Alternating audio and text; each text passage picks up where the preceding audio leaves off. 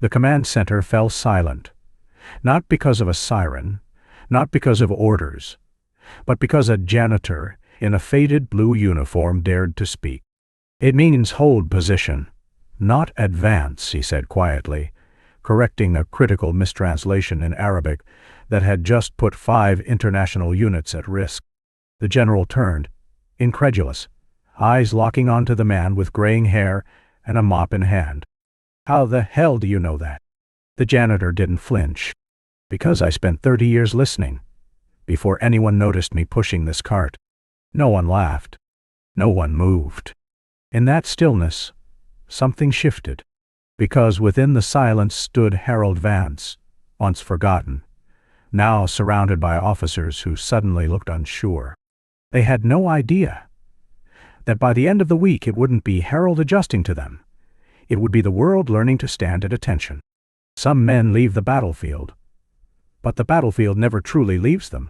If that stillness stirred something in you, stay. Comment just one word: dignity. And if you still believe that quiet service is louder than praise, this story is for you. Harold Vance was 72 years old, though you might not guess it from the way he moved. Slow, but steady, like a man who'd long ago made peace with gravity. His shoulders bore the quiet weight of decades, his back slightly hunched not from defeat, but from carrying too much for too long. His hair had turned the color of frost, cropped close like it always had been, and his hands, large, veined, and calloused, moved with silent precision as he pushed the mop down the hallway. Every morning at 5:00 a.m. sharp, Harold arrived at Fort McCall, the desert base where helicopters cut through orange skies and boots thundered across dust-coated concrete. He never missed a day, never spoke unless spoken to, always mopped the same hallway first, always paused outside the communications wing just for a second before moving on. Harold lived alone in a 1-bedroom apartment 12 miles off base, surrounded by nothing but old furniture and silence. No photos on the walls, just a folded flag in a shadow box and a worn duffel bag tucked under his cot. He didn't own a TV. He read newspapers, in 4 languages, every evening, circling articles in pen, just out of habit. The neighbors barely noticed him. To them he was just the quiet janitor who parks the old Ford. But Harold had once been more than that. Much more. He had spent 32 years in military intelligence, deployed across Europe, the Middle East, and East Asia. He spoke 7 languages fluently, briefed presidents, and once cracked a coded intercept that saved an entire convoy in Iraq. He never told anyone on base. The officers walked past him without a glance. New recruits tossed their lunch wrappers on the floor without apology. And yet, Harold never raised his voice, never reminded them who he used to be. But that morning, something shifted. A group of foreign officers passed him near the simulation room. One of them glanced at him, then whispered in German, "Why is someone like that allowed back here?" Harold paused, just slightly. Not out of anger, not even surprise, just recognition. The kind that comes when an old soldier senses the battle hasn't ended. It's only changed its shape. At precisely 9:47 a.m., the command center at Fort McCall came to a halt. Dozens of screens glowed with satellite feeds, simulation interfaces, and multilingual dashboards, each one feeding into a joint NATO training exercise involving 5 nations. Soldiers in fatigues, officers in pressed uniforms, and visiting analysts moved through the space with urgency. A voice from the German side called out sharply, "Why did your unit advance?" A French technician frowned. "We were told to." The Polish representative gestured to the shared transcript, eyes wide. "It says advance." Chaos flickered in the room. An automated system had mistranslated the original Arabic command. What was meant to be hold position had been rendered as move forward. General Calderon stood at the front of the room, fists tightening at his sides. "Shut it down," he barked. "We could have lost people over that command." Murmurs spread. Blame spiraled. Then, from the far corner, near a mop bucket and cleaning caddy, came a calm voice. Low. Just precise. Quiet enough that it sliced through the noise like a scalpel. It says hold position, not advance. Heads turned. Every screen froze. There, framed by fluorescent light and silence, stood Harold Vance, still in uniform, his janitor blues. He hadn't moved, hadn't even looked up, just spoken. The room blinked in disbelief. "Who are you?" a lieutenant called out. Harold finally looked up. "No one, sir. Just someone who's read that phrase 100 times. In the field." General Calderon stepped forward, scanning Harold like a man staring at a ghost. "How the hell do you know that?" A beat of silence. Then, with no grandeur, no pose, Harold said, 32 years in military intelligence. Arabic was one of the first languages I mastered." The silence thickened. Eyes darted. Some smirked. Some looked away. No one defended him. No one stepped closer. The translator team stood frozen, embarrassed. Harold, meanwhile, simply bent down and wrung out the mop head. A few drops of water hit the floor. That was his answer. But one figure in the back, Commander Diaz of the Italian contingent, didn't look away. Instead, she reached into her pocket and typed something quickly into her phone. Her eyes met Harold's. She didn't speak, didn't nod, but something passed between them, like two soldiers who'd stood under fire and didn't need to explain it. Moments later, Calderon turned to his aide. "Find out who that man is, now." And as the aide moved, the camera of the room's central surveillance system zoomed slightly. Not on the generals, not on the translators, but on the janitor, still mopping the floor. That was the moment Fort McCall began to remember who Harold Vance really was. At 2:03 p.m., the double doors of the operations wing swung open, not fast, not loud, but deliberate. The room, still echoing with confusion and technical chatter, fell silent like a string pulled taut. The fluorescent lights above seemed to hum louder in the hush, as if the air itself braced for something unspoken. The man who stepped through wasn't in a standard issue uniform.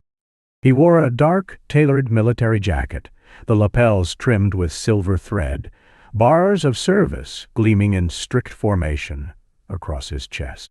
He walked slowly, heels striking the linoleum with the authority of someone who didn't need to prove anything. Not anymore.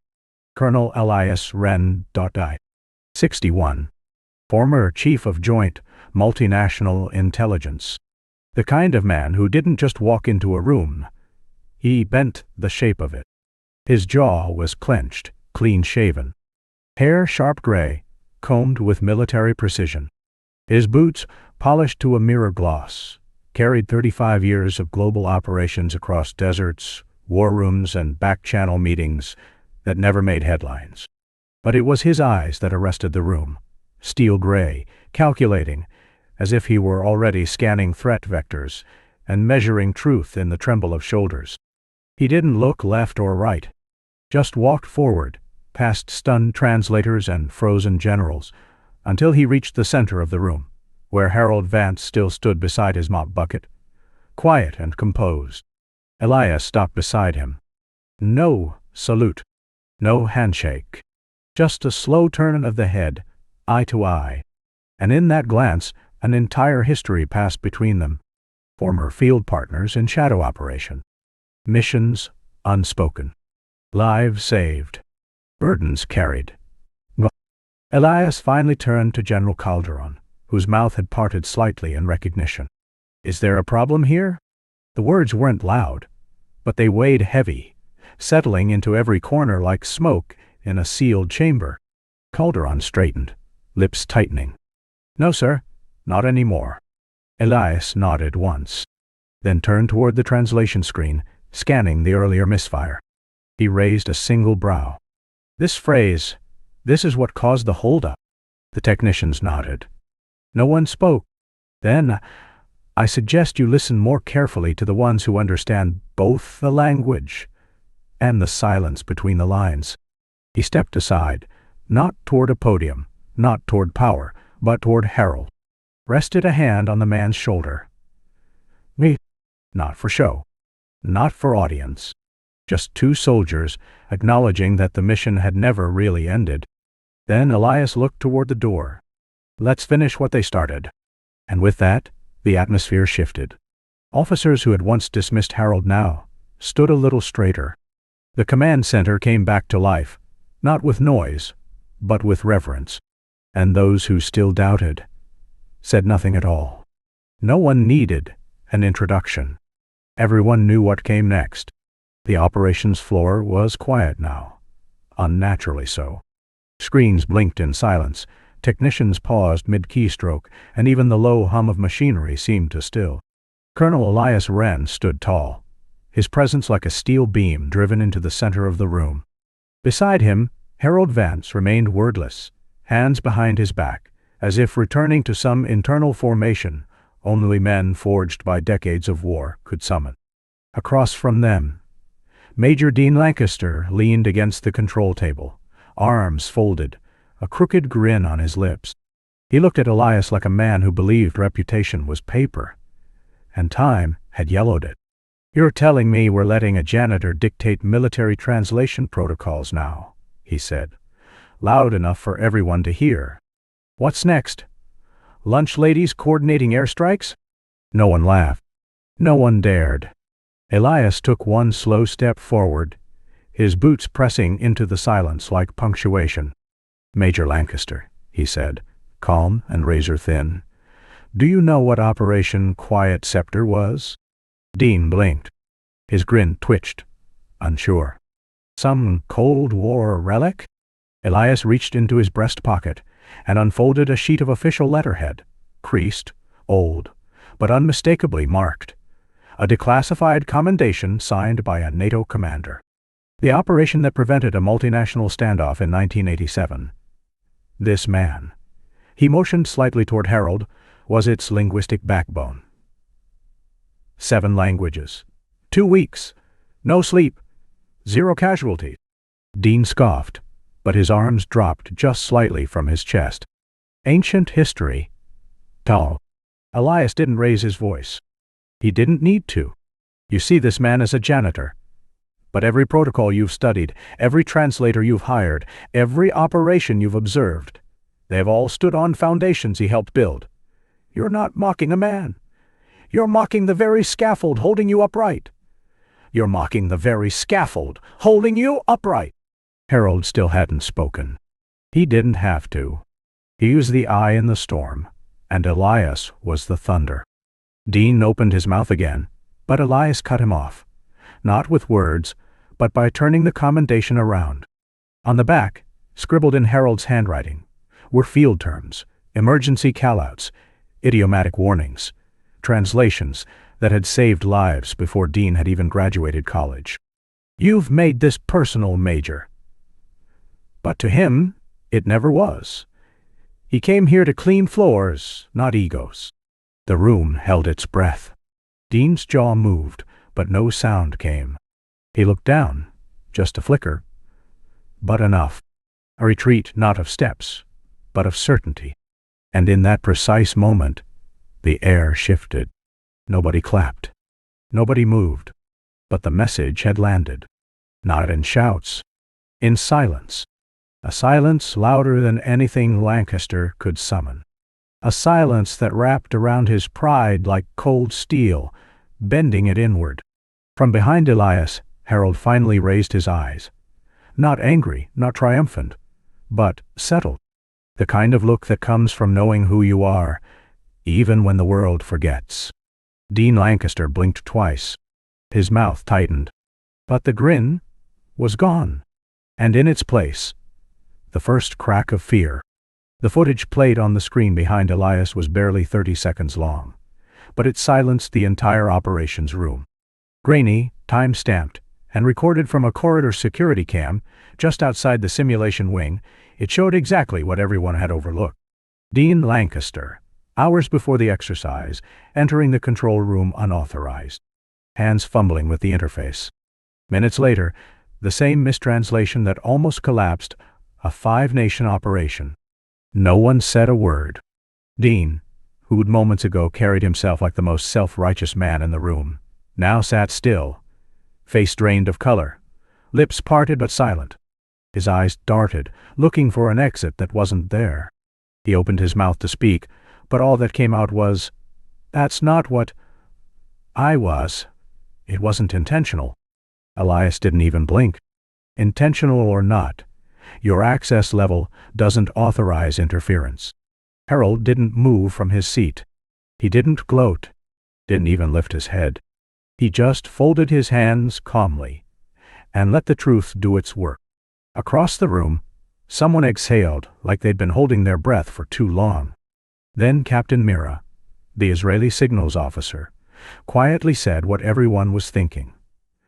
"We all made fun of the janitor, and he saved the entire exercise." There was no applause, no cheers, only the heavy weight of realization spreading across the faces in the room. Elias finally stood. Behind him, two military police officers stepped forward, their expressions stone cold. "Dean Lancaster, pending further investigation, you are hereby suspended from all international operations. You will surrender your credentials immediately." The rustle of fabric echoed as Dean slowly removed his ID badge. His hands shook. He avoided Harold's eyes like they burned. As the officers led him out, no one followed. No one looked back. And when the doors shut behind him, the silence that remained wasn't relief. It was reflection. Because for the first time, they weren't just questioning Dean. They were questioning themselves. The communications director looked down. The German liaison shifted uncomfortably. Even Morrison, usually the loudest critic, didn't say a word. Across the room, Harold stood, not triumphant, not proud, just steady. And he reached into his back pocket, pulling out the same folded cloth he always carried, his old duty patch, now worn thin but intact. He placed it gently on the table in front of him. It wasn't a victory. It was a reckoning. And in that moment, Fort McCall stopped seeing him as the janitor. They saw him for what he had always been. The man who never needed a title to prove his worth. No one filled the silence after the doors closed behind Dean Lancaster. Not a word. Not a cough. Only the distant hum of the overhead lights remained, and even that felt too loud. Harold Vance remained standing for a long moment, his hands resting loosely by his sides. Not clenched. Not triumphant. Just still. The kind of stillness that comes not from pride, but from surviving too many days where silence was all you had. Captain Mira was the first to move. Quietly, she approached Harold, offering a clean handkerchief, not for sweat or tears, but as something symbolic. Something no one could quite name. "We should have asked your name sooner," she said, eyes downcast. Harold nodded once. Not in forgiveness. Not in dismissal. Just a gentle acknowledgement that she had spoken from somewhere honest. Across the room, the German liaison, who once laughed behind Harold's back, adjusted his collar and stepped forward. "I told my team you were maintenance," he murmured. "But you held the line when we failed." A technician who once rolled his eyes now brought over a chair. Another silently placed a fresh mug of coffee on the table. No words, just small offerings, like pebbles laid at the feet of a man who'd walked too far, too long, without recognition. Harold didn't touch the coffee. He didn't sit. But he looked at each of them, slow and deliberate, not to shame them, but to show them that he had seen and remembered. General Elias Wren re-entered briefly, observing the shift. He didn't speak either, just rested a hand on Harold's shoulder, then left again. That one gesture was enough. It told the room, respect isn't a speech, it's a standard. One by one, those who had been silent now found ways to speak without words. A salute, a nod, a door held open.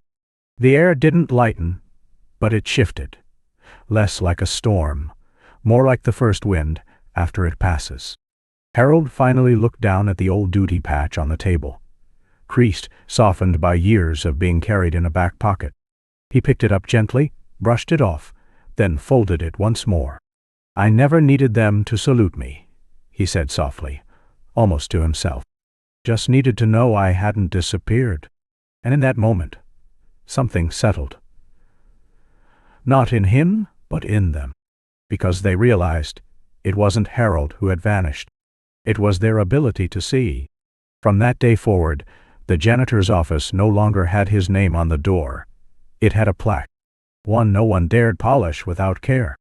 The footsteps in the hallway paused near it, more often now. And when he walked past, people didn't look away anymore. No one clapped. No one shouted. But Fort McCall remembered. Weeks passed, and the bass no longer echoed in the same way. Where silence once carried tension and shame, it now held something else. Memory. Outside the main hall at Fort McCall, beneath the brass plaque that once simply read, "Logistics Maintenance," a new inscription had been added. "Harold Vance, Watcher, Listener, Guardian." No one held a ceremony for it. There were no speeches, no ribbon cutting. The plaque simply appeared one morning, bolted in place by a group of junior officers who had once never known his name. Inside, near the control hub, where the mistranslation nearly shattered 5 alliances, a small display case had been installed. Behind the glass, Harold's old duty patch, folded like a flag, set beside a weathered photo of him in uniform, young, sharp-eyed, and standing shoulder to shoulder with a squadron long retired. Above it, etched into the wood, "Some serve loudly, others hold the line in silence." None of it had been requested.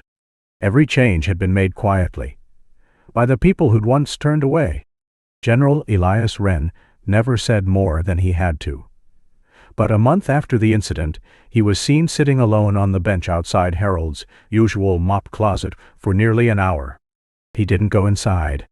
He just sat, staring at the door, as if replaying every day he'd walked past it without looking.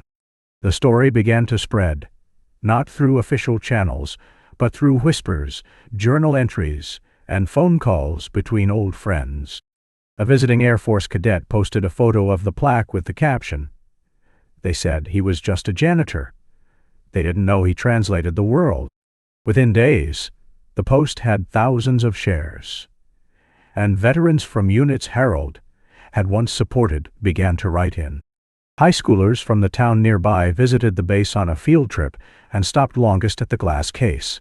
One student, quiet and lanky, left behind a small paper crane with the words, "For the Silent Ones," written along the wing. No one moved it. The staff simply placed a clear cover over it, leaving it where it was. Harold never spoke about what had happened. Not once. He returned to his schedule, mop in hand, badge worn low, back straight.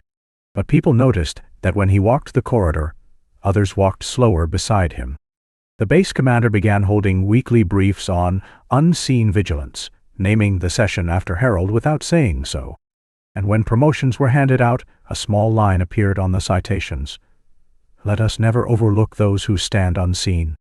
Harold kept that same old patch folded in his back pocket, still worn, still intact. And though he never asked for acknowledgement, the final image that lingered wasn't the plaque, or the case, or the post online.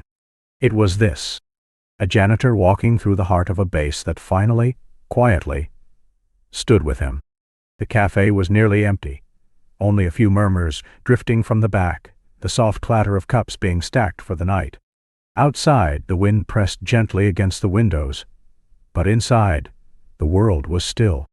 Harold Vance sat at a corner table near the window, the same one where he used to mop around without anyone noticing. Now, a waitress had placed a glass of water in front of him, without being asked. It sat untouched. Across from him, Elias Wren had taken the seat without a word. He hadn't worn his full uniform, just a light jacket, collar open, the faint edge of a service ribbon visible beneath. Between them, sat the kind of silence only two men who had once bled under the same flag could share. The overhead light flickered softly above them, catching the faint lines carved into their faces.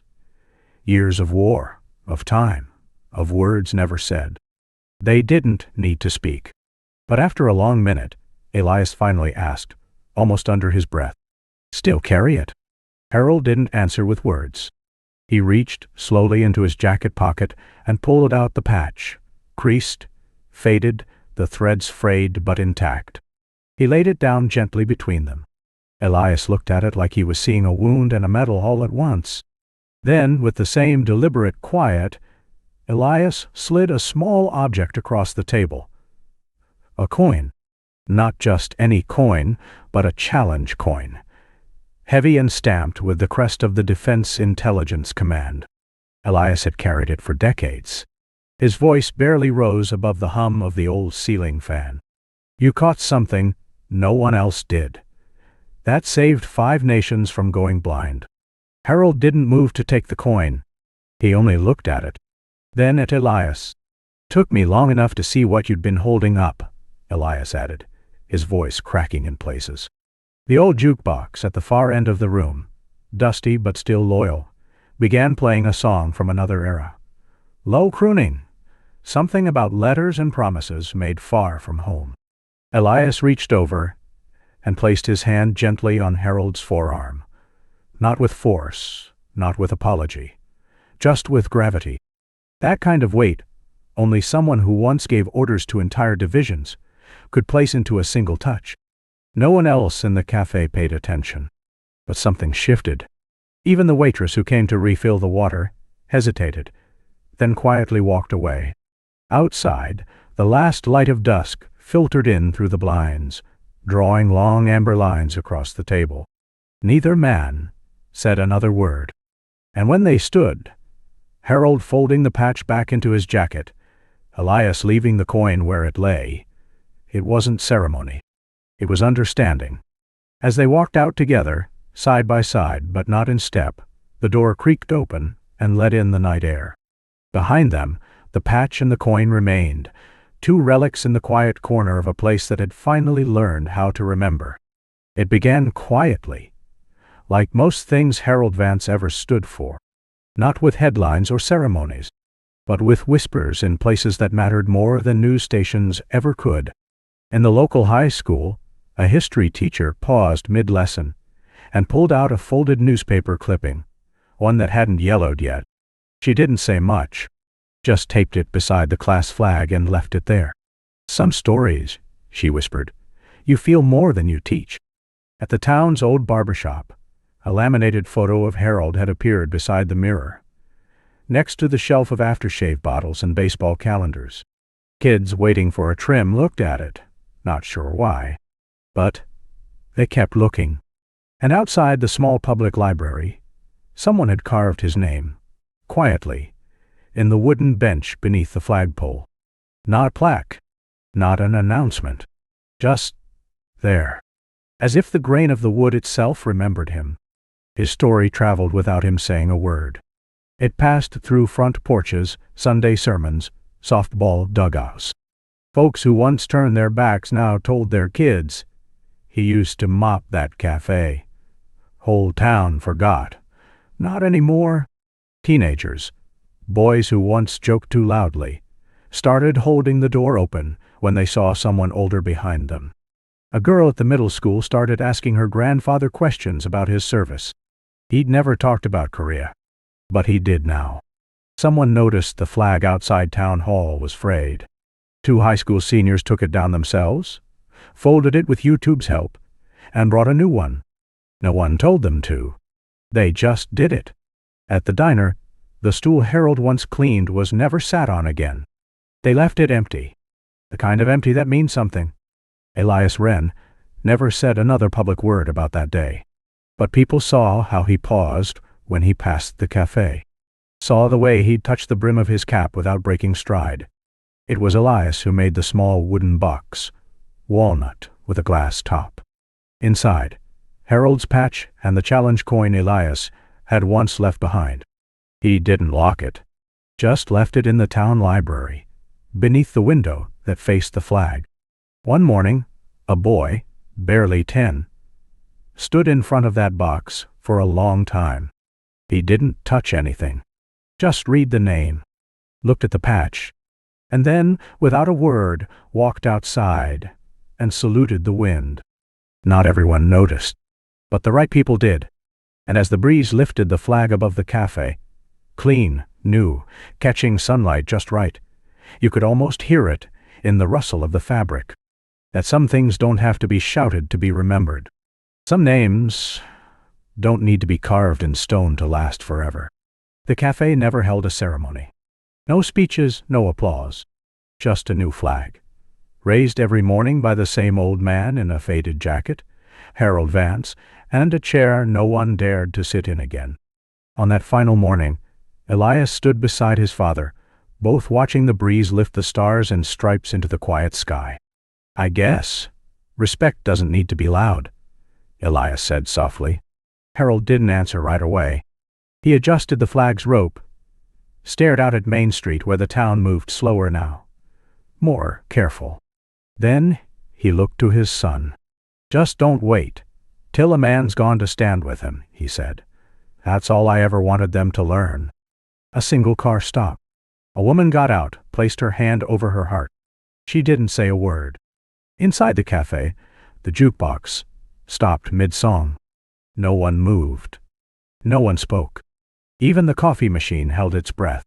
Out front, sunlight hit the brass plaque beneath the flag. Harold Vance, veteran and custodian of dignity. And the wind carried silence like a hymn. If that still means something to you, stay with this story. Comment dignity. And if you believe men like Harold still matter, follow this channel for the stories that refuse to be forgotten.